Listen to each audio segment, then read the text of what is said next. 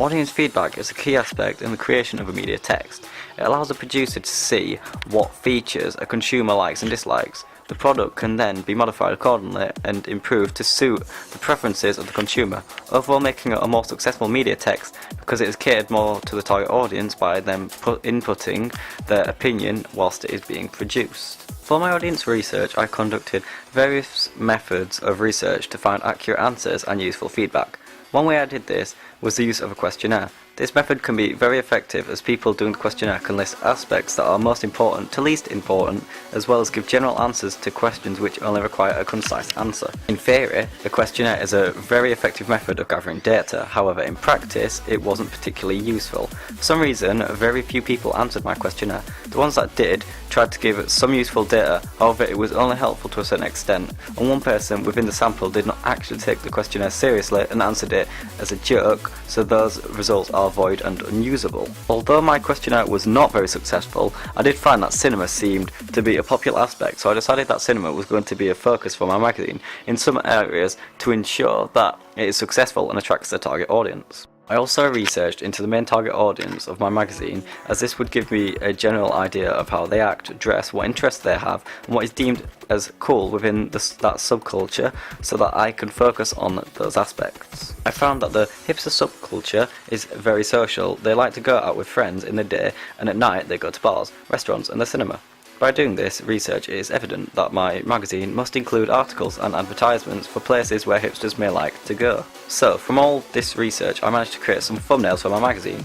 I added aspects that will appeal to hipsters to these, so that when I started constructing my magazine, these features are there for me to include. When referring to audience research on hipster subculture, it is useful to link Sarah Thornton's theory of subcultural capital 1995, as aspects within a subculture, in this case hipsters, which are deemed popular like going to the cinema or going to live music events, give a person status, so people within the hipster subculture do these things to be perceived as cool and acquire some status within the subculture. Yin Ang's theory of imaginary entity 1991 is also relevant, as I have done research into my target audience and know how to cater towards them. As an institution, I will construct my product so that I am at a vantage point and will gain from producing it in this way, as the audience will be more inclined to take copies of my magazine, thus getting S1 more adverts and more money because of my magazine being successful with the audience it is aimed at.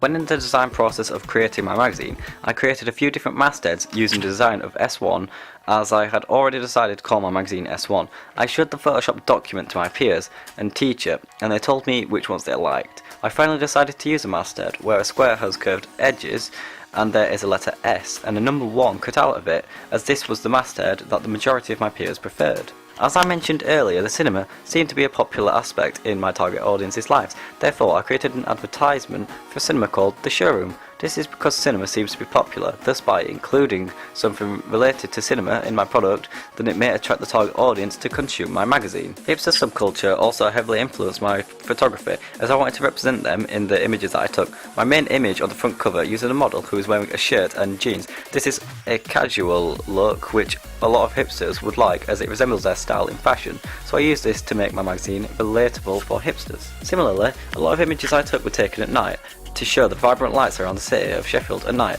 as well as show sights that hipsters are used to, because they are so active at night time when they go out with friends. These images represent how the hipsters go out at night time and are very socially active, and the consumers will realise this and may be inclined to show my magazine to their friends because of it catering and being created primarily for the hipster subculture. Overall, the process of acquiring audience feedback through different methods had many pros and cons. Some of them gave minimal amounts of useful information, whereas others helped me in creating my magazine, as the information I received was useful and effective feedback which was constructive. If I were to conduct my audience feedback again, I would recreate my questionnaire, simply because it was not too much of a useful asset when constructing my magazine. I would shorten it and make it easier to answer, as I found out that people did not have enough time or motivation to answer it, so they decided to not answer it at all. This meant that I didn't get much information, and although the questionnaire wouldn't be as detailed, I would most likely get more answers, making my data more widespread and useful for me when making my magazine. I would also ensure that it got to more people, as I did post it on social media, so my friends on that account would see the questionnaire and would hopefully answer it. Even though my questionnaire was cumbersome, if I posted it on a variety of social media platforms, then I might have gotten more responses. Created using Powtoon.